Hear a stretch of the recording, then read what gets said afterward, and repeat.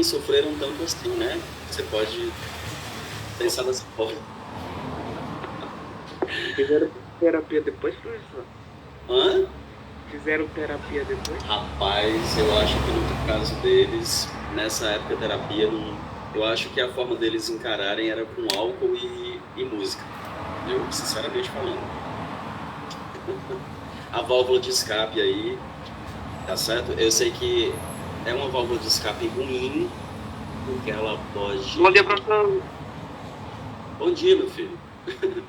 Pode dar um gatilho para a pessoa ficar viciada, né? Problemas de alcoolismo na sociedade é algo extremamente comum. Né? Porque aí qualquer problema que der, a pessoa já vai falar. E como é fácil, vende em qualquer local, só falta vender em farmácia, mas em todo local você encontra supermercado, posto, essas conveniências, tudo. Em todo lugar você encontra álcool à venda, não tem problema nenhum. Esse é um bagulho que eu sempre achei muito estranho, porque tipo, ou na minha opinião, ou todas as drogas tinham que ser legalizadas, ou todas as drogas tinham que ser proibidas. Por que legalizar o álcool e proibir outras, sabe? Olha o que o álcool faz contra as pessoas. É uma discussão muito forte. Não faz sentido aceitar um e proibir os outros, sabe? Se for pra proibir, eu proíbo tudo. Porque... Mas assim, é uma discussão muito pesada e ela é muito complexa. Mas eu concordo com você em parte, assim, existe realmente coisas muito estranhas. Existem coisas estranhas, né? Por trás do discurso de bebês socialmente, por exemplo. Mas aí, a liberação de todas, eu não sei se seria algo tão bom também. Porque, sim. por exemplo, você pensar no crack, na cocaína e na heroína, elas têm um potencial de criar...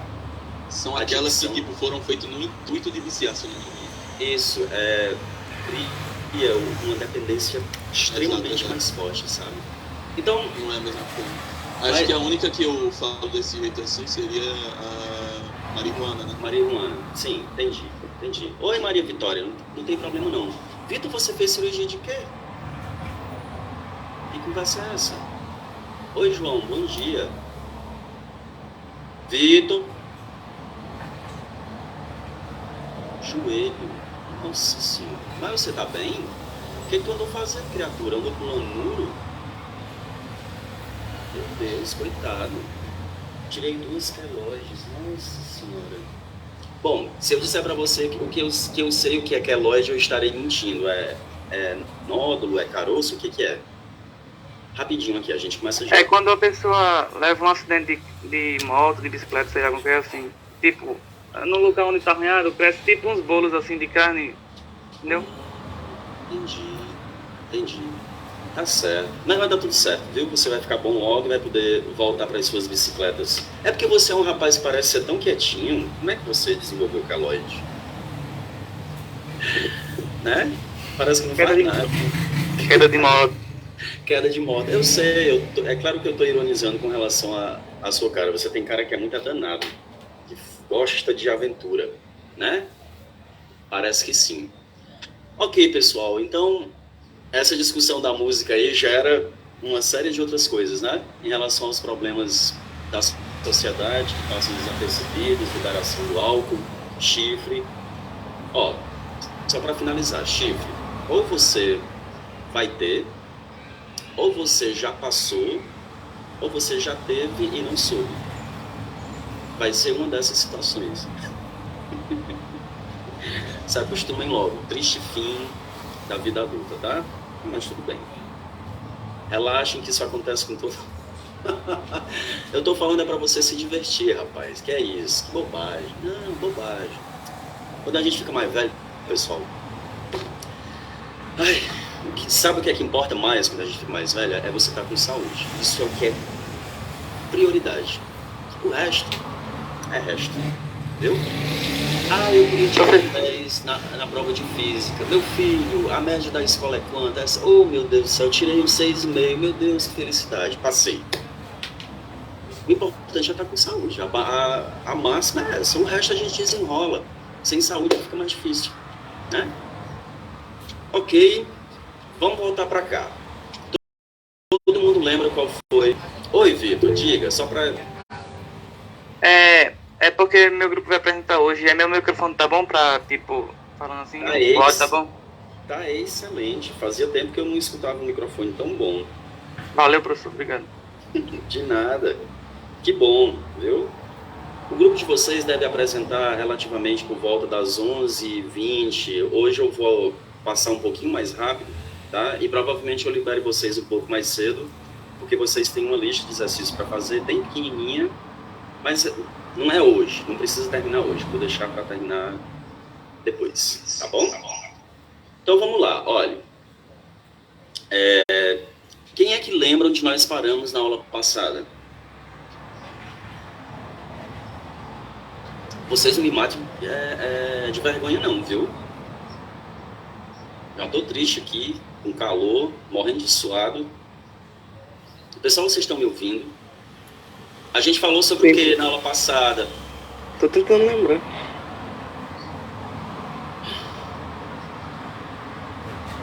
Solos eutróficos. Muito bem, Tereza. Graças a Deus. Alguém me salvou aqui da tristeza. Aqui tá chovendo, certo? Vai já começar aqui. Vai cair uma tempestade. Que mais? Hein? Cambada. Pessoal, Formação do solo. Formação do solo, perfeito. Exatamente o ponto onde nós paramos, né? A gente começou discutindo sobre os serviços da geodiversidade, não foi isso? Lembra? Lembra disso? Sim. Onde é que... Qual é a importância do solo para a sociedade de modo geral, inclusive para as diversas áreas do conhecimento? Precisa estudar o solo, tá bom? Porque senão vai dar erro nas construções, vai dar erro na hora do plantio, vai dar erro relacionado à contaminação. Existem cuidados específicos, existem produtos específicos que devem ser tratados de forma organizada, porque senão pode contaminar o solo e automaticamente contaminar a água também, tá bom? Então, olha só, eu peço que vocês prestem bem atenção no que vai ser discutido hoje. Infelizmente, eu estou tendo que passar os conteúdos de maneira até um pouco... Não é acelerado demais, mas não é o meu ritmo normal. Eu tenho que deixar isso claro para vocês. Geralmente, eu vou bem devagarinho, detalhando muito mais, tá bom? Mas não tá... O tempo não está muito favorável para isso. Diga, Giovanni. Isso é porque a gente está atrasado na matéria? Não, tá não. Mas normalmente eu vou mais devagar, sabe? É porque devido ao formato prejudicou. Mas normalmente eu sou mais lento, vocês resolvem muito mais exercícios. Se fosse presencial, por exemplo, nós estaríamos resolvendo listas de exercícios assim, para ficar bem mastigado, sabe? E aí eu seria num ritmo mais lento, mas não tá atrasado não, tá dentro do previsto. A gente ainda tem março praticamente todo, né? Ok, irado. Tá bom? Muito bem. Olha só, deixa eu projetar aqui o slide. Oi, quem foi que levantou a mão? Diga, filho. Eu, minha net deu uma caída aqui, eu perdi alguma coisa? Não, Ok. perdeu não, querido. Perdeu não, viu? Nem se preocupe. O senhor falou sobre atividade, alguma coisa assim, não, né? No final da aula eu explico bem direitinho. Não se preocupe não, se preocupe em prestar Ok. atenção e depois tem a apresentação, tá bom? Certo, vai dar certo. Vai, já deu certo. Oxe, viu? Belezinha. Pessoal, olha só, então vamos continuar, tá? Presta atenção, só tem mais essa aula aí, sextou pra vocês, vai ficar tudo bem, tá? Fiquem tranquilos que vai dar tudo certo. Mas parece que vai cair uma tempestade mesmo, viu? Aqui chega o vento, tá soprando frio, tá achando estranho. Enfim. Pessoal, peraí, que eu apertei o negócio errado aqui. Vamos começar por aqui, tá? Isso aqui é um modelo, pessoal. Wanderson, se você tiver condições de gravar, você grava. Se não tiver, eu vi o seu recado, o seu drive tá cheio, tá? Então fica bem à vontade, fique bem tranquilo, tá bom? Pessoal, olha só, isso aqui é um modelo que um colega pesquisador, o professor Rubson, ele fez para representar o que foi que aconteceu lá em Petrópolis, não é? É um modelo explicativo, é um bloco de diagrama para tentar explicar para a sociedade de modo geral ele é um cara que ele produz muito material didático, não é? Então, só para a gente ter uma ideia do que é que acontece, tá? Como as vertentes, elas são muito inclinadas, aí o que é que acontece? Isso automaticamente já facilita o escoamento superficial e o escoamento concentrado da água, tá? Quanto mais inclinado for, maior é a probabilidade de acontecerem processos erosivos, tá bom? Aí vocês podem observar, tem trechos vegetalizados, tem trechos, basta olhar para a figura, que não estão vegetalizados. O que é que acontece com a sociedade? Ela vai avançando, ó, ela vai subindo, ela vai ocupando áreas muito íngremes. E aí o que é que vai acontecendo? A vegetação natural, ela funciona como uma barreira de proteção. As raízes, elas se espraiam, não é? tanto em direção às camadas inferiores, como nas laterais também, formando uma espécie de tela, uma tela viva que vai segurando e vai contribuindo na amenização dos processos erosivos. Sem a vegetação, o que é que acontece? É ladeira abaixo, tá? E eu não sei se vocês estão acompanhando, mas eu olhei hoje de manhã, até a hora que eu olhei, já passava dos 120 mortos, vocês viram? A gente comentou que estava em 18, depois aumentou para 60, já está em 120. E não sei se acompanharam também, mas voltou a chover forte lá, pessoal. Uma tristeza, né? Uma tristeza. Infelizmente, não há... É rezar e contribuir da maneira que der, nas orações, quem puder passar um pix, qualquer coisa assim, enfim, tá? Diga, Giovanni. As chuvas fortes lá foram completamente de repente, eu estava para ver ao longo do tempo, eu comecei a chover bastante lá. Giovanni, é assim, é normal que chova bastante nessa época no Rio de Janeiro. É normal, é comum, são as chuvas de verão, né? Tem encontros de massas de ar mais frias com massas de ar mais úmidas e formam as chuvas frontais. Só que o que foi que aconteceu? Foi um evento extremo. Choveu em um dia, ó, preste bem atenção, choveu em um dia aquilo que deveria ter chovido em um mês. Percebe? Choveu em um dia, em 6 horas, o que deveria ter chovido em um mês. Ou seja, foi muita água em pouco tempo. E tudo indica que nós estamos num período chamado de Laninha. Vocês ouviram falar do El Niño?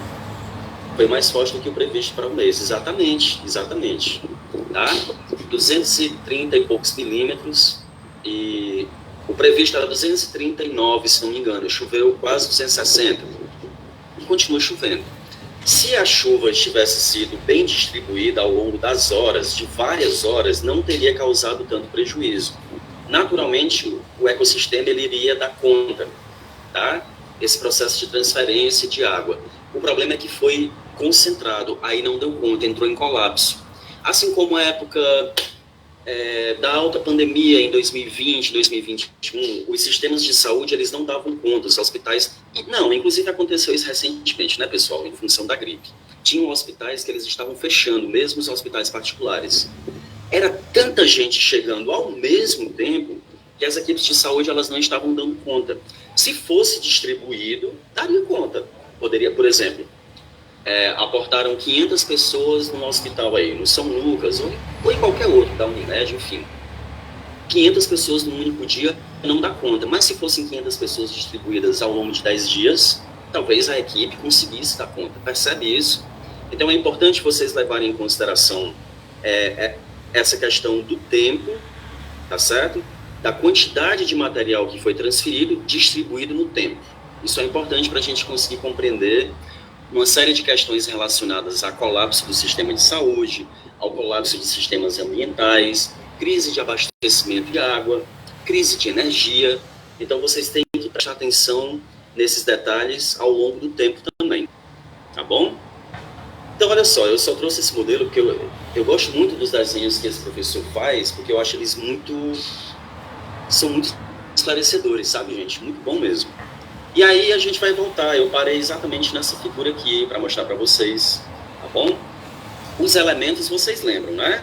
Olha, tem a fração sólida, sais minerais mais matéria orgânica, tem a fração ligada à umidade, água, e tem o ar também. É importante que o ar tenha poros entre os grãos, né? Exatamente para que a planta ela possa respirar. Um solo muito compactado, muito duro, a planta geralmente não consegue se desenvolver, tá bom? E aí nós temos, olha, as rochas, ou material parental, ou rocha-mãe, é termo sinônimo, é a mesma coisa. Tem a questão da inclinação do relevo, tem os fatores climáticos, se é semiárido, se é mais úmido, se chove muito, se chove pouco. Tem a ação dos seres vivos, né, dos decompositores, das plantas, de alguns animais. E tem a demanda do tempo geológico. O solo ele se forma ao longo de um período. E ele não é tão simples assim, ele não é tão curto, ele é longo. Para entender a formação de solo, tem que entender que alguns demoram milhares de anos para serem formados. Tá? Vamos começar aqui pelas rochas. Professor, eu tenho que lembrar de tudo? Não, mas vocês lembram que são 3 grandes grupos de rochas, não é? Quais são, Nádia? Você lembra de alguma? Só um, por exemplo. A Nádia está aqui. Eu tinha visto o nome dela. Hein, Crislan? Diga, Giovanni. Não, vou falar só uma ou todas? Pode ser só uma. Magmáticas, né? Perfeito. Dá outro exemplo aí, Crislan.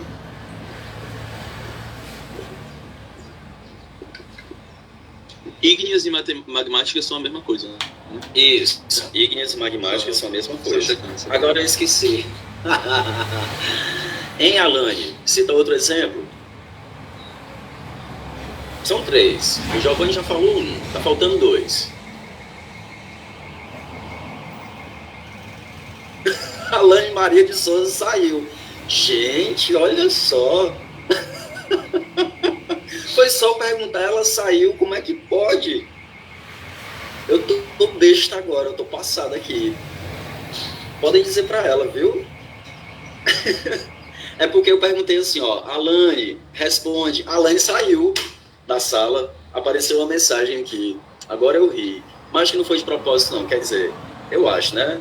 Vou brincar com ela depois. Pessoal, metamórficas e sedimentares, exatamente, tá bom?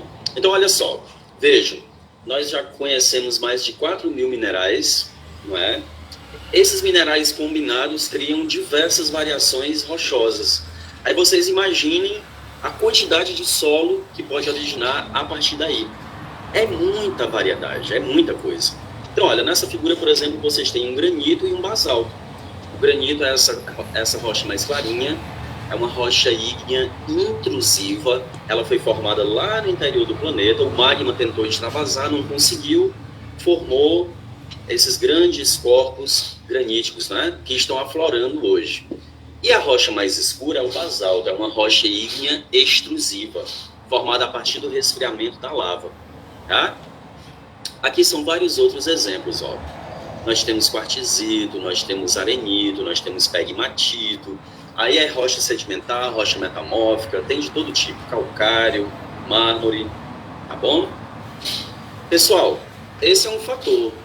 Quanto maior for a variação de rochas, maior vai ser a variedade dos solos, tá? É sempre essa associação.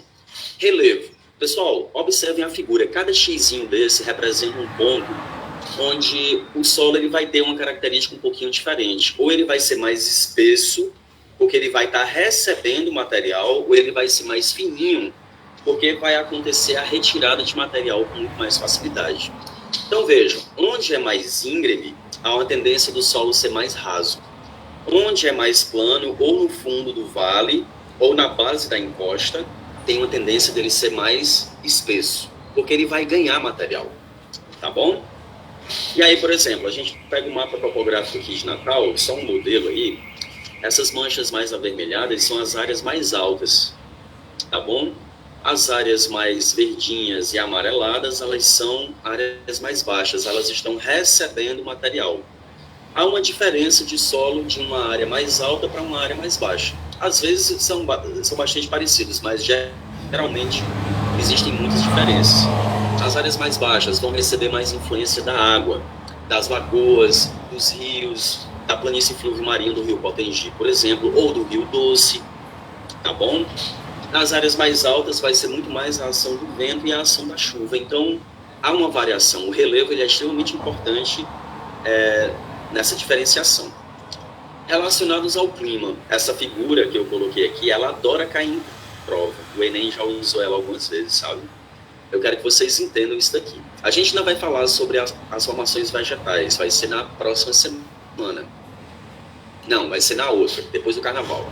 Olha, eu quero que vocês observem bem, vê aqui onde o mouse está. Pessoal, começa aqui no 0, tá?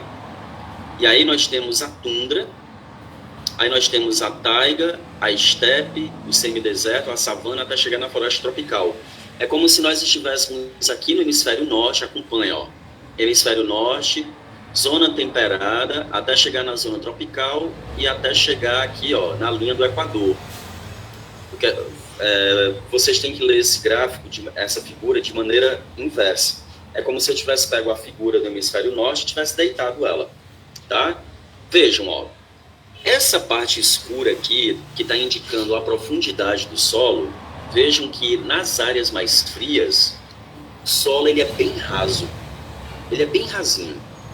Chega na área desértica, meu Deus, é mais raso ainda. Por quê? Porque a influência da água, da umidade, vai ser simplesmente fantástica no processo de formação do solo. Aí você chega na zona equatorial, menino, olha a profundidade desse solo. A rocha-mãe, ela vai ser intemperizada de maneira arrasadora, ela não resiste, vai se decompondo numa velocidade muito maior. Então vejam, a influência do clima, ela se dá necessariamente a partir da relação temperatura e precipitação no processo de desgaste das rochas. Tá? Em alguns casos vai acontecer a ação do vento também. Tem um solo especial, amarelado, lá da China, que se chama Loess, ou Loess, né? Enfim, não vou nem pronunciar da maneira correta, mas você pode chamar das duas formas. E aí ele é um solo formado essencialmente pela ação do vento. Eu vou mostrar uma fotinha dele depois, tá bom? Aí, como você tem uma grande variedade de climas no mundo, tá? O clima sozinho ele não vai determinar a característica do solo, pessoal. Nem a rocha-mãe, mas a combinação dos vários fatores. É importante que vocês não esqueçam disso. Bom? Seres vivos, né? Olha só, a ação dos fungos, a ação dos decompositores, das minhocas, né? Fazendo esse processo de reciclagem, fecundando o solo, fazendo com que ele receba matéria orgânica. É no solo que acontece uma das portas do ciclo biogeoquímico, onde nitrogênio, hidrogênio e carbono estão em processo de circulação constantemente, tá? Se parar esse ciclo, as formas de vida elas vão começar a desaparecer. Mas a natureza ela é inteligente demais, né, pessoal? Os processos estão acontecendo há muito tempo e não tem problema. Então, uma das fontes de fertilidade dos solos é exatamente a ação dos seres vivos, em particular dos decompositores, né? Então eu quero que vocês observem, olha, frutas, folhas, corpos de animais. Eu coloquei essa foto de propósito. Observem como nós somos bonitos em decomposição, coisa mais linda, né? E tem tanta gente que acha que é semideus, mas tudo bem. Olha, a função, não é, dos decompositores é devolver essa matéria orgânica. E aí, nessa figura da direita, que eu coloquei para vocês, claro, o professor de biologia e o de química, ele deve discutir isso com vocês. Gente, vocês estão me ouvindo? Não, né? Tô achando que vocês estão silenciosos. Tá. Se eu fosse bonito, sujeito bonito. Pois é, eu devia ter botado de frente assim, mas esse é um corpo real, tá, gente? Isso aí foi uma fazenda, essa notícia eu capturei, uma fazenda onde foram encontrados vários corpos enterrados, como se tivessem feito parte de algum ritual. Você já é assim, bonitão que nem ele. Mulher, tu tá falando com o Giovanni, Maria Vitória? É? Oh, meu Deus. Acho tão lindo o jeito de vocês. Se tratam tão bem. Querem tanto bem um ao outro. Eu sei, pessoal, é coisa de turma, eu entendo. É bom é assim. Diga, quem foi que levantou a mão? Oi, Tereza. Me fez lembrar de uma coisa que a gente teve semana passada na aula de hidrografia com os dois professores lá. Eles falaram que tem controvérsias ao falar da gente enterrar as pessoas mortas, porque ele disse que quando a pessoa está se decompondo lá, né, sai um líquido, e esse líquido é tóxico para a terra. Aí vem a questão, se for para a cremação, vai intoxicar o oxigênio. Então, qual dos 2 métodos seria mais, não tão eficaz, mas assim, mais ambientais, para evitar essa poluição? Pronto, perfeito, Tereza. Olha, do ponto de vista sanitarista, a cremação ela é mais recomendada, porque tem como os crematórios eles podem colocar filtros especiais que não vão deixar o corpo sendo queimado, ele provoca menos danos do que você enterrar diretamente no chão, sabe? Em alguns locais eu já li, né, eu não aprofundei muito também, mas eu vi que existem projetos que as pessoas elas querem são locais onde você é enterrado em pé, tá? Colocam sementes de árvores, de modo geral, junto com você, e a ideia seria o quê? Que você vai alimentar aquela planta. Ao invés de ser um cemitério comum, da forma como nós conhecemos, nós teríamos um imenso pomar, ou um imenso jardim, como queiram chamar, tá certo? Formado a partir da decomposição de seres humanos, o que traria um benefício ecossistêmico aí, tá? Mas isso, é claro, são coisas para o futuro, não é? Agora, essa questão do líquido, Tereza, é o necrochorume, tá? Há um perigo, uma floresta assombrada, é o necrochorume, porque há um perigo aí, principalmente se o lençol freático da área próxima ao cemitério ele for muito raso, sabe? Ele for muito próximo da superfície. Porque, olha, você imagine a quantidade de remédios que as pessoas absorvem, quem faz tratamento contra o câncer, partícula radioativa, você morre, mas fica lá, sabe? Quando você está se decompondo, aquele material radioativo ele vai ficar nas suas ossadas, ó, bota dezenas, centenas de anos aí. E se não tiver um cuidado especial, ele vai, sim, contaminar o meio ambiente. Mas tudo indica que a cremação ela é mais segura, viu? Tudo indica. Mas por questões religiosas, práticas culturais, enterrar em caixões de madeira ou em que você coloca o concreto lá, não sei se alguém já viu uma pessoa sendo enterrada. Infelizmente eu já perdi algumas pessoas e vi, sabe? Eles vedam com cimento, né? Então cemitérios em geral, eles são áreas que a matéria orgânica ela é muito rica, sabe? E aí seria basicamente nesse caminho, tá bom, Tereza? Bom, um outro fator extremamente importante é o tempo geológico, né? Só lembrando, alguns solos demoram milhares de anos para serem formados. Eu vou estar sempre... Agora, para destruir, pessoal, é questão de segundos. No instante você destrói, tá bom? Bom, e só lembrando essa figura aqui, um perfil de solo, o cara que trabalha, os agrônomos são os grandes especialistas em solo. Eles cavam as trincheiras, passam o dia lá, aí pega a amostra do horizonte A, do B, do C, leva para o laboratório, faz uma série de testes, aí descreve. É todo um trabalho de descrição muito forte, tá? Todos nós iremos nos tornar um Olavo de Carvalho? Como assim? Eu não entendi. A gente vai morrer? Porque basicamente é isso. Porque eventualmente a gente vai falecer. É porque tipo, isso daí é um meme que ficou mais ou menos famoso no Twitter e nas redes sociais, assim, né? Vixe, Maria. Porque eu não tenho... tudo bem. Tá certo. Muito obrigado, viu? Tá joia. Pessoal, olha só. Inclusive, perdi 2 amigos. Vixe, Maria, menino, como é que foi isso? Foi de Covid?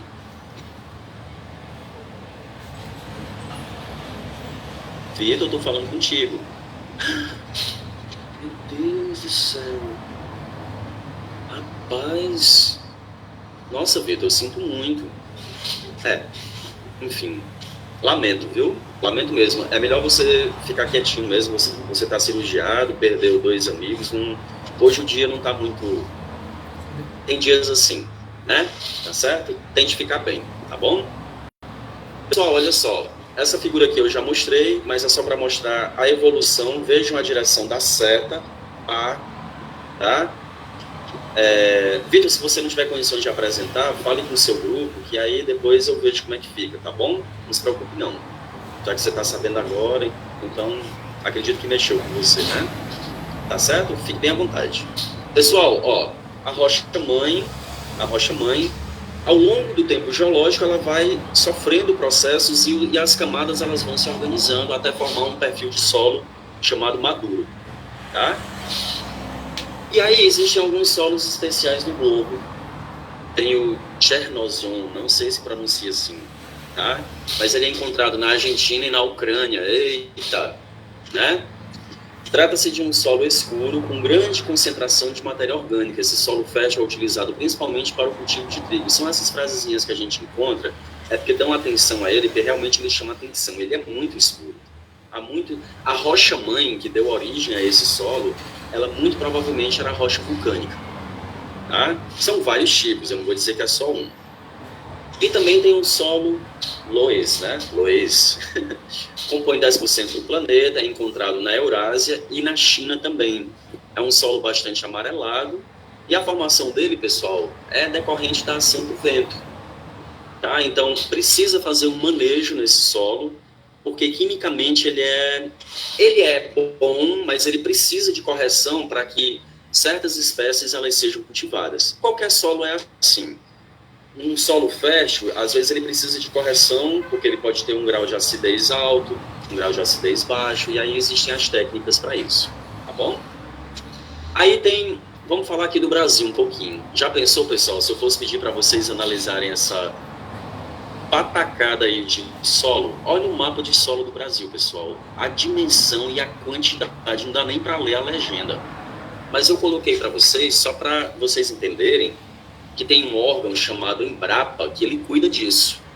Empresa Brasileira de Pesquisa Agropecuária. Uma das especialidades é estudar os solos do Brasil. Só vivem tentando atualizar e não dão conta, porque é muita coisa. O que é que dá a acidez do solo? Exatamente, são os minerais originados da rocha-mãe. Se tiver muito quartzo, muita sílica, né, que a base é a sílica, ele tem uma tendência a ser mais ácido. Aí o que é que você faz? Você tem que corrigir. Você adiciona uma base, no caso cal, tá? E aí vai fazer com que o pH ele aumente um pouquinho, porque o pH próximo de 0 não é o mais ácido. Então vai tentar buscar o máximo de neutralidade, que é 7.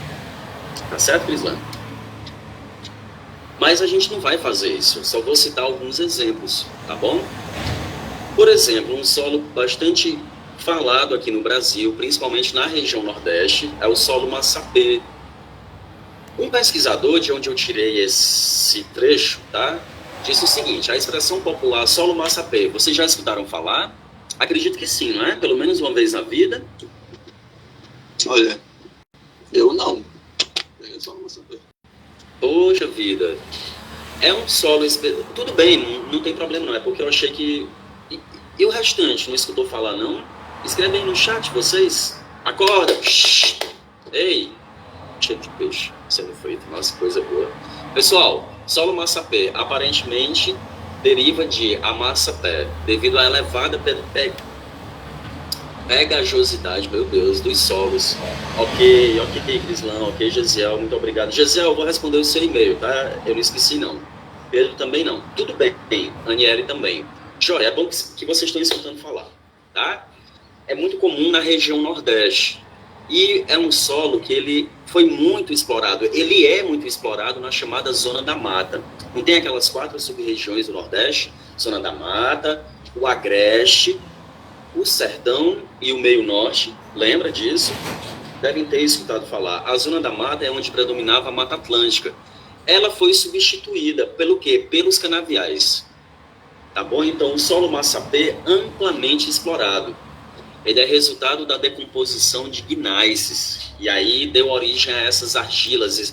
Esse solo argiloso, pessoal, é aquele que quando você coloca água, você consegue modelar. Ele é pegajoso mesmo. O arenoso não, ele gruda e ele se solta da sua mão. Você não consegue fazer as formas. Você pode fazer bolinhas com solo mais argiloso, quadrados, bastões, o que você quiser, porque você modela. Tá certo? A argila, ela é a base da cerâmica. Aquele material que as pessoas fazem potes, telhas, panelas de barro, tá? Vocês já devem ter escutado falar, já devem ter visto. Inclusive aqui no Rio Grande do Norte, a produtividade ela é bastante alta, porque existem muitas jazidas de argila aqui, principalmente ali próximo à planície do Rio Piranhas-Açu, que pega Itajá, Açu, Ipanguaçu, toda aquela região. São Rafael também, tem muita gente que trabalha com argila, tá bom? Então, olha, o solo massapê, pessoal, ele é muito comum no chamado recôncavo baiano, mas não somente lá, mas em Pernambuco também, na Paraíba, tá bom? Onde tem canavial, geralmente aqui no Nordeste, você encontra o solo massapê, tá? E aí a chamada terra roxa, que eu já expliquei para vocês também, onde ela é encontrada, ó, eu sei que a cor tá bem clarinha, mas é por aqui, tá bom? Ela não é roxa na realidade, ela é avermelhada em função do aportuguesamento, abrasileiramento do termo roça, né? A italianada chegou e ficou chamando roça, a brasileirou chamou roxa, e pronto, ficou, tá?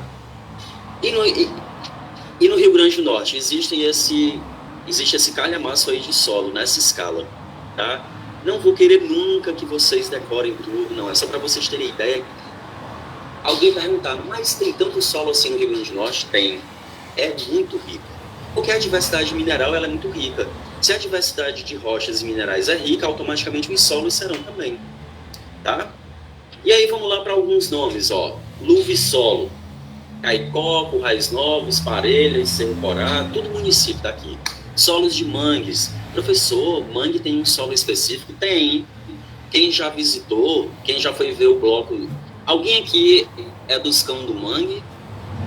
Tem algum cão do mangue aqui na sala? Hein? Ou tem só o cão mesmo? Cão do mangue quer dizer alguém que mora por perto de mangue? Isso Não. Isso. É um bloco de carnaval. Vocês nunca ouviram falar? É de Eu Natal. não. É de Natal. Não. Eu não É tô de ligado. Eu participei já, hein? Eu participei já. Tinha que ser. Eu sabia, tá vendo? Pessoal, é um bloco. Né?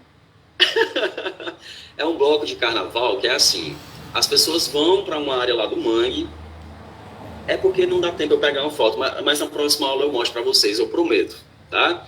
Elas vão pro mangue, passam lama no corpo inteiro e vão pra rua. É um bloco de carnaval. E vão pra rua. São chamados cão do mangue. É, tem. Ah, e você já participou também, Crislane? Ah. Ô, Vitor, tu foi quando? Tá com muito tempo? Tu era bem cãozinho ainda, né? Era pequenininho. Hoje tu tá bem grandão? Eu fui da última vez que teve. Em 2019, Foi. provavelmente. Porque em 2020 eu acho que não teve, não. Mas tudo bem. Ou teve. Acho que teve. A pandemia, a questão do isolamento mesmo começou depois do carnaval. Eu tô lembrando agora. Enfim, tá? Mas os solos dos mangues, as pessoas se pintam, tem, e é um bloco antigo, viu, pessoal? Ó, é um serviço da geodiversidade aí, não é? Eu esqueci de colocar isso, eu preciso me lembrar na próxima vez que eu for falar sobre isso, esse serviço da geodiversidade. Pessoal, é encontrado na foz do rio Curimataú, é na Redinha Raiz, exatamente, viu? Rio Jacu, Rio Potengi, Ceará Mirim, tá? Aqui ficou errado, né? Enfim, Nísia Floresta e Goianinha. Onde tiver rio, encontrando com o mar, geralmente você encontra em solos de mangues. Pessoal, atenção nesse nome, neossolo. Neo quer dizer o quê? Novo. Solos jovens, litólicos. Litólico quer dizer que a rocha está muito exposta. É um solo raso. A água ela não conseguiu produzir um solo profundo. É encontrado no ambiente semiárido, especialmente. Presta bem atenção nisso. Solo jovem com afloramento rochoso. O neossolo quartzarênico é um solo jovem também, mas é predominância das areias. É o solo encontrado nas dunas, preferencialmente. Aqui no Parque das Dunas, toda essa área coberta por vegetação, uma parcela do Morro do Careca, uma parcela das dunas ali do Genipabu, é encontrado esse tipo de solo. Onde tem duna com vegetação cobrindo, o solo está lá, esse tipo de solo. Tá bom? E os argissolos, pelo nome já sabe, predomina areia ou é argila? Argila, tá bom? Ó, o latossolo, Ele é encontrado nos municípios de Martins, de Serra de Martins e Porto Alegre. Ele é bem profundo. Ou ele é muito avermelhado, ou ele é mais amarelado. Tá bom? Os argissolos, ó. Estão vendo essas fendas, pessoal? Essas fendas, elas resultam do ressecamento da argila. Elas são chamadas de gretas de contração. É um indicativo de que é argiloso esse solo dessa área. E aí o que é que acontece? Quando você joga água nessa argila, ela vai virar lama pegajosa. Isso na estrada, um carro passando ou você andando de bicicleta, é queda na certa. É aquela lama que gruda na roupa, que gruda no paralama do carro, na bicicleta, suja a sua camisa toda. É aquele material fininho que quando seca, você sopra assim e ele flutua tranquilamente, tão fino que ele é. Tá? É argila. Ó, e solos de mangues. É retirado dessa área, exatamente onde a vegetação de mangue cresce, né? Que é o ecossistema manguezal. Neossolo litólico. Observaram aí o aspecto? É a mesma figura que eu coloquei no exercício passado. O solo é raso, ó, mesmo que quase não tem camada, e um monte de pedaço de rocha em declusão ainda. Tem muita frequência no sertão. E o neossolo quartzarênico é típico de áreas lunares. Tá? Pessoal, rapidinho aqui, só falar sobre alguns problemas ambientais que afetam os solos. Tá? Um dementador aí para vocês. Tem esse problema aqui, rapidinho, que é um problema relacionado à erosão dos solos, as vossorocas, né? Que são essas feições erosivas. Começa bem pequenininha, pessoal, aí ela vai evoluindo. Ela tanto aprofunda quanto ela desgasta as laterais, aí ela vai crescendo, ela perde controle. Existem vossorocas que elas são quilométricas, tanto em extensão e atingem dezenas de metros em profundidade. É bom? Não. Vossoroca tem que ser controlada. Por quê? Porque você está perdendo terras férteis. Existem locais no centro-oeste, como é muito ondulado lá, que as vossorocas elas ameaçam casas, elas ameaçam plantações, e aí tem que controlar. Como é que a gente controla aí? Você tem que colocar vegetação, telas de cerca viva, feita de fibra, que vai se decompor e ajuda a segurar, tá certo? Isso, exatamente. Até as rochas. Exatamente, Crislan. É um solo que ele não tem... que a camada é bem fininha. Às vezes chega a 10 centímetros, 20 centímetros no máximo. Tá bom? E você já dá de cara com a rocha-mãe. O solo profundo, às vezes, ele ultrapassa 3 metros. 3 metros de profundidade. Te cobre tranquilamente. Vocês devem ter o quê? 1,80, 1,70, não sei, né? No máximo 2 metros. Geralmente é assim. Eu já tive aluno com 1,98, eu ficava olhando assim, sabe? Então cobre você tranquilamente. Por quê? Porque tem muita água disponível. No centro-oeste é muito comum solo profundo, tá bom? E aí, tem como controlar, só que são métodos caros. É melhor evitar a formação da vossoroca, tá bom? Salinização. No sertão, se você irrigar demais um determinado solo, ele vai liberar os sais, né? Que é comum, associado à semiaridez, alta temperatura, a rocha se decompondo ali, liberando sal, e você irrigando o tempo todo. Ah, meu amigo, daqui a 10, 15 anos de irrigação excessiva, vão formar crostas de salinas. Isso é bom? Não. Inclusive, na antiguidade, que isso chegou até o Brasil, tá? Por exemplo, no evento denominado de Inconfidência Mineira. O que aconteceu com Tiradentes, pessoal? O que a historiografia nos conta? Que ele foi enforcado, não é isso mesmo? Depois ele foi cortado em vários pedaços, tá certo? E as propriedades dele, as terras, foram salgadas. Olha só. Por que foram salgadas? Porque quando você saliniza alguma coisa, não cresce mais. As plantas elas não crescem mais. Na antiguidade era um sinal de maldição. Sodoma e Gomorra, a história bíblica, né? Aquela versão, a mulher de Ló se transformou em quê? Vocês lembram? Tem alguma ideia do material que ela se transformou? Vocês já ouviram falar nessa história? Eu tô tentado a falar ouro. Foi sal, professor. Estátua de sal. Estátua de sal, muito bem. Isso é a história bíblica?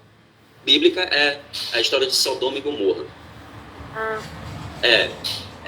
Assim, eu gosto de ilustrar utilizando vários exemplos, né? E mesmo que vocês não creiam ou enfim, isso não é problema, é só para ilustrar. É porque quem conhece a história sabe que Sodoma e Gomorra era vista como cidades de pecados, aquela coisa toda, e só tinha um homem justo chamado Ló. E aí Deus ordenou que ele saísse e levasse a família e não olhasse para trás. Só que a mulher olhou, e aí ela se transformou numa coluna de sal.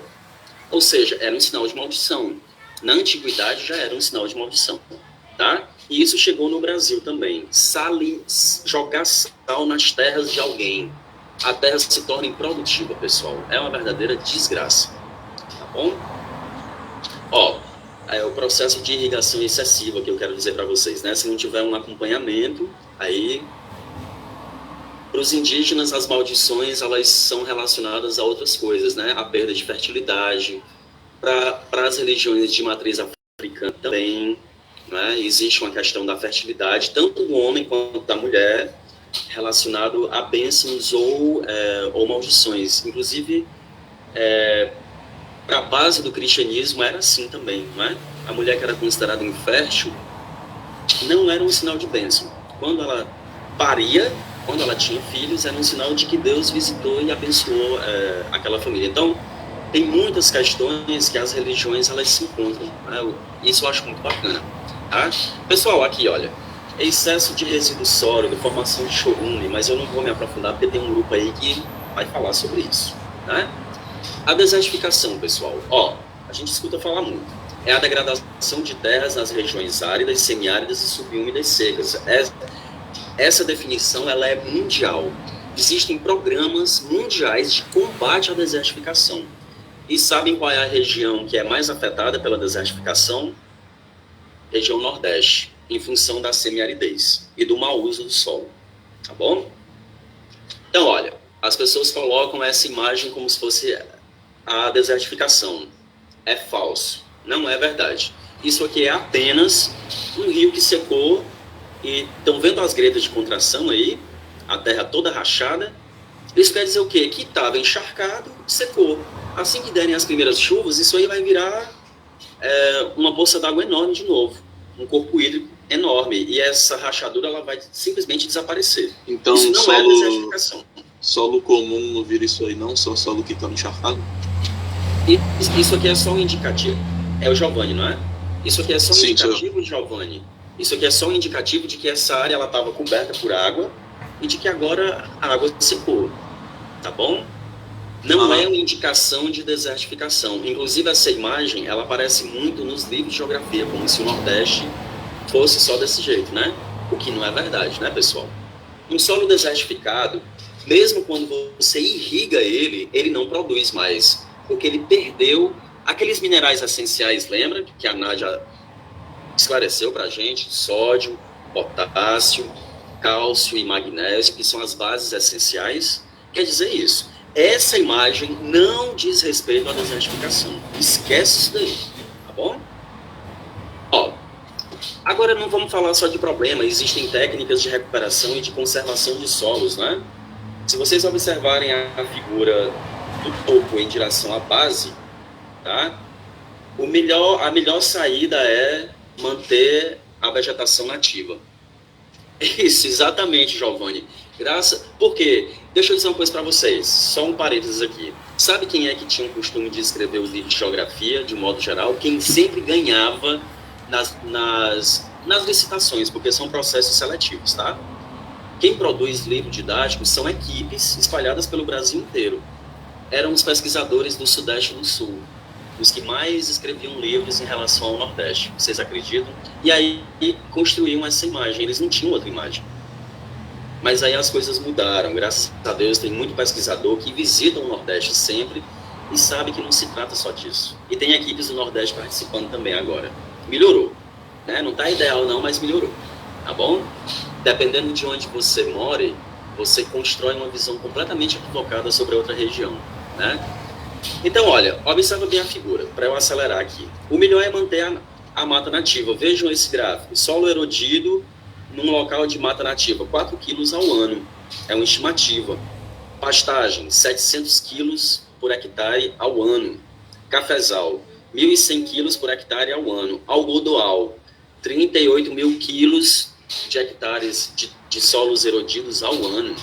Ah, mas está tudo tão verdinho, está tudo coberto por vegetação, mas não é a vegetação nativa. Vai haver perda, tem que haver pesquisa nesse sentido, tá bom? Ó, uma técnica aqui, que é muito utilizada na Ásia, é o terraceamento. As áreas planas já foram ocupadas, o que é que eles fizeram? Precisaram subir em direção às grandes montanhas, não é? Vamos aproveitar essa terra aqui.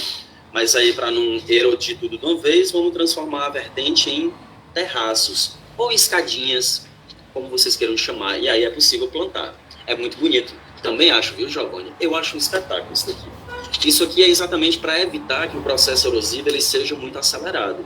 E deu certo, graças a Deus, obrigado. Eles produzem arroz aí com muita tranquilidade, tá bom? Cultivo em curva de nível, ó. O ideal é você plantar nesse sentido, para que a erosão ela seja diminuída. O contrário disso é o plantio de morro abaixo, que você faz as carreirinhas dos cultivos nesse sentido. Aí obedece ao sentido da direção do escoamento. Aí a erosão é agressivíssima, tá? E pode afetar bastante a fertilidade, tá bom? Um processo bastante conhecido é o processo de aragem, para deixar com que o ar ele faça parte do solo, tá bom? Esse aqui é um processo conhecido como calagem, que eu falei para vocês, despejar cal para que a acidez do solo ela seja diminuída. É uma técnica de correção, muito utilizada, inclusive, para diminuir a acidez, tá? Plantio direto na palha. Ao invés de você plantar no solo diretamente para esgotar ele, você planta na palha espécies como feijão, espécies como milho, crescem muito bem, obrigado. Crescem lá na palha, utiliza a própria palha como base para crescer. As plantas, elas têm esse hábito, né? Plantas como leguminosas é muito fácil de crescer na palha. Não degrada tanto o solo, preserva ele, tá bom? É impressionante, pessoal. E aqui é o que nós chamamos de rotação de culturas. Olha só como é importante. Campo 1, todo mundo me acompanhando aqui, ó. Campo 1. No primeiro ano você vai plantar cevada, né?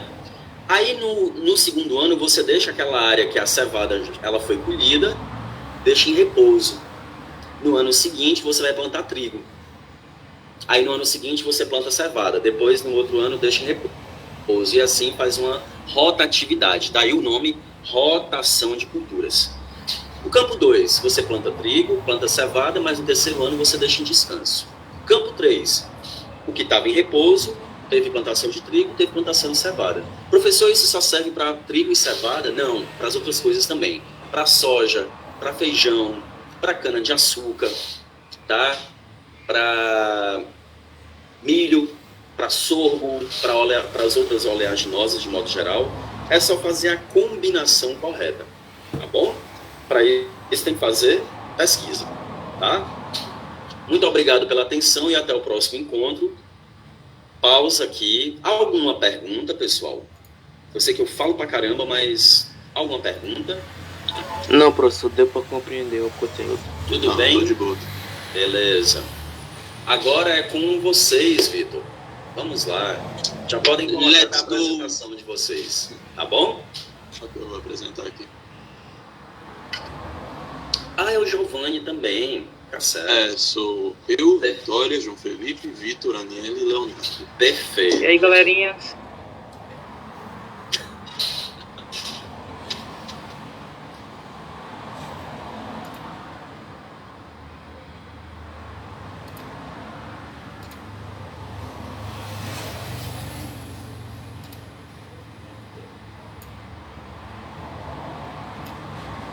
Ok.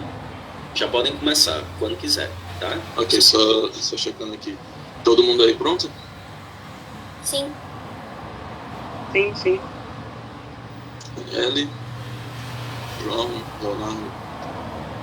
Ok. Eu sei. Não, eu vi aqui no chat. Beleza. Vamos lá. Ok. Bom dia, professor João. Bom dia, classe. Eu sou Giovanni. E junto de Vitória, João Felipe, Vitor, Aniele e Leonardo, nós somos o grupo Lacradores da Tijuca. e vamos fazer uma pequena aula, né, uma mini aula, uma apresentação a respeito da contaminação do solo. Eu vou iniciar fazendo uma pequena introdução sobre o solo em si, a sua importância, etc. Meus colegas irão se aprofundar no tema, falando sobre determinados tipos de contaminação. E no fim, para diluir a informação melhor para vocês, né, porque nós temos noção que é muita informação, eu vou fazer uma pequena conclusão, um pequeno resumo da nossa apresentação. Ok? Vamos lá. Perdão, eu não sei porque esse slide dá problema às vezes. Mas tudo bem, tá assim? Tá sim, Giovanni, dá pra ver, tranquilo, viu? Okay. Eu não sei por que às vezes dá esse problema. Mas enfim, um olhar geral. Bom, uma pessoa comum, né, tem muita chance de você chegar em uma pessoa comum e perguntar o que seria solo, ela vai responder um conjunto de pequenos sedimentos, né, aquela matéria lá inorgânica que se espalha por todo o planeta. Mas o solo é muito mais que isso. O solo não é só essa matéria inorgânica, ele também é muita matéria orgânica. E nele também tem que ter ar entre ele, né, e umidade, água, para que possa crescer as plantas. Tudo isso formando o solo faz a sua importância no mundo biótico, no mundo dos seres vivos, ser muito grande, né? Sem o solo não há vegetação, né? Não há plantas, etc. É necessário que exista um solo bom para que haja plantas, e o solo também é habitat de muitos animais. Muitos animais não teriam onde viver, né? Não teria lugar para ficar se não houvesse solo. Então, um solo bem cuidado, um solo saudável, não contaminado, é o que nós devemos lutar para que exista na natureza. Porque sem um solo bom, diversos problemas existiriam. Então, agora, meus amigos irão falar sobre a contaminação do solo em determinados tipos. Okay? Vitória? Bom dia, me chamo Vitória, como o Giovanni já disse, né? Agora eu irei falar sobre a contaminação do solo causada pelo necrochurume. Mas o que vem a ser necrochurume? Bom, o necrochurume é um líquido viscoso marrom meio acinzentado, que se forma na decomposição de cadáveres. Esse líquido começa a se formar depois de 6 meses do óbito. O necrochurume é composto de 60% de água, 30% de sais minerais e 10% de substâncias orgânicas. 2 dessas substâncias são altamente tóxicas, sendo elas a clorexina e a catavarina. Ok, já entendemos o que é necrochurume, certo?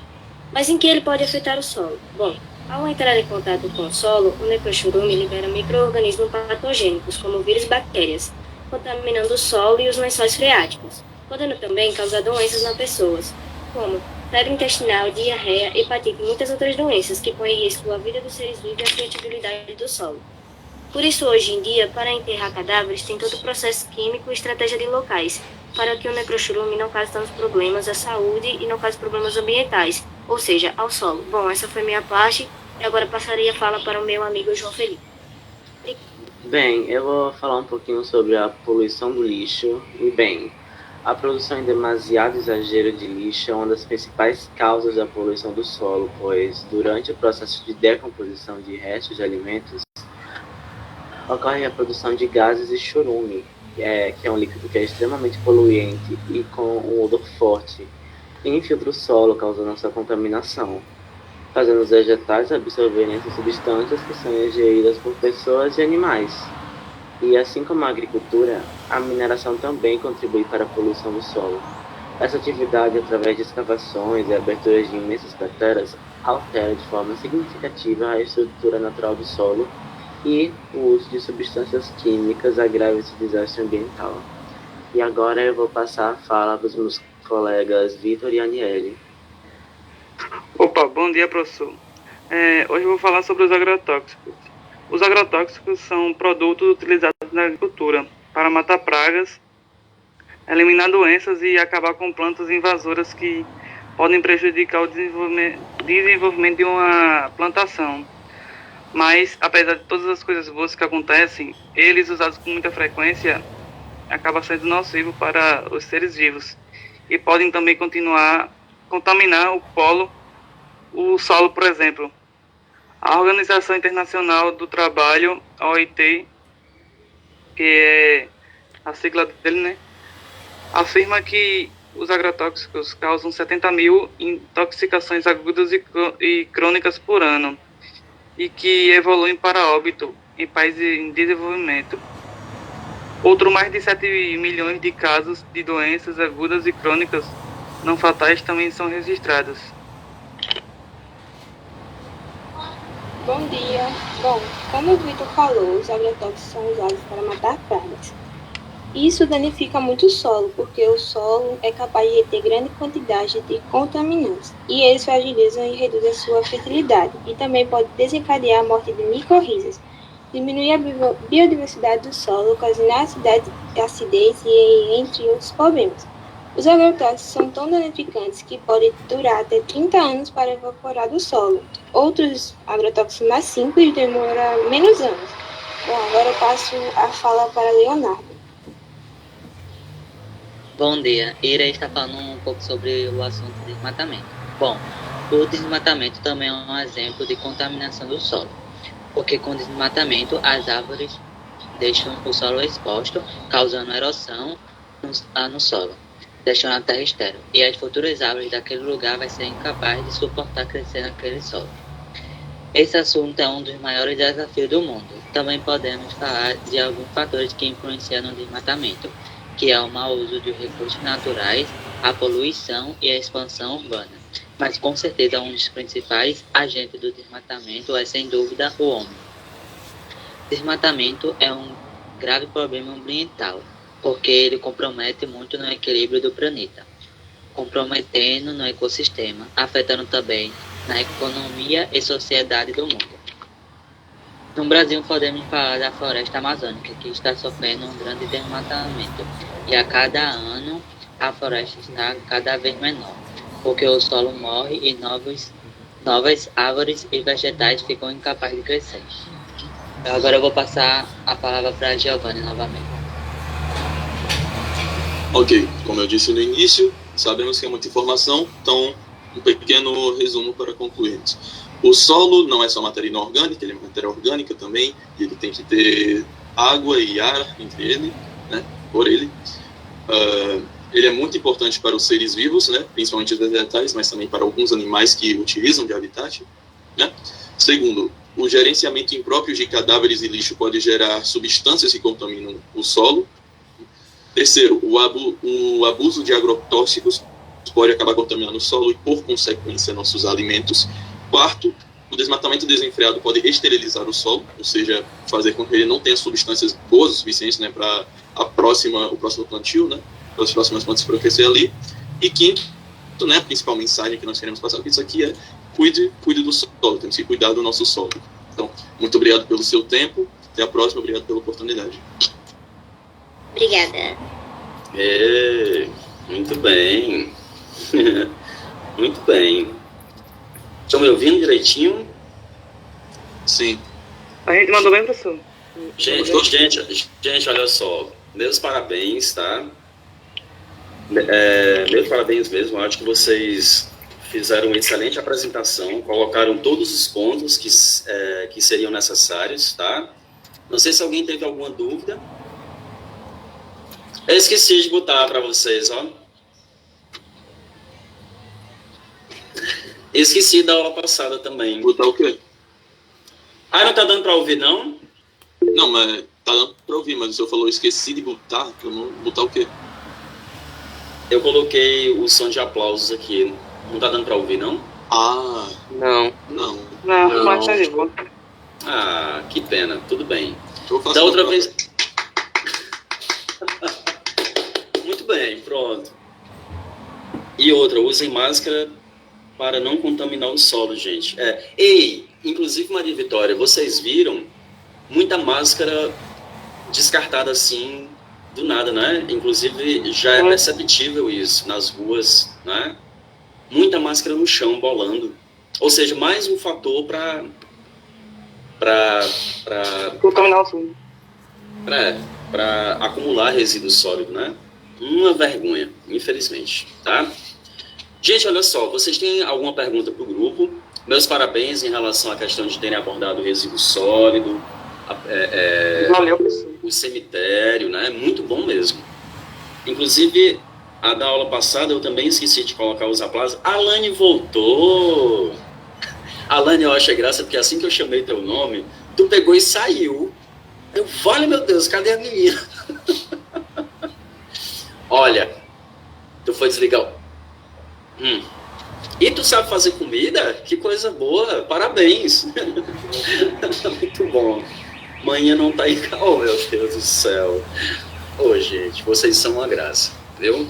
Pessoal, olha só. Eu acabei de postar uma atividade sobre solo para vocês. Tá lá no Google Sala de Aula. Se quiserem responder agora, respondam.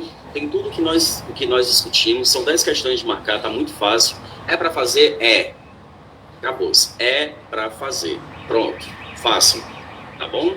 E aí eu vou liberar vocês um pouquinho mais cedo. Quem quiser fazer agora, eu deixei até quinta-feira da semana que vem. Tá bom, Leonardo? Deixei até quinta. Tá? Pois olha, saúde para vocês, um excelente final de semana. Se cuidem. Parabéns pelas apresentações mais uma vez, viu? Vocês de hoje. E muita saúde para vocês.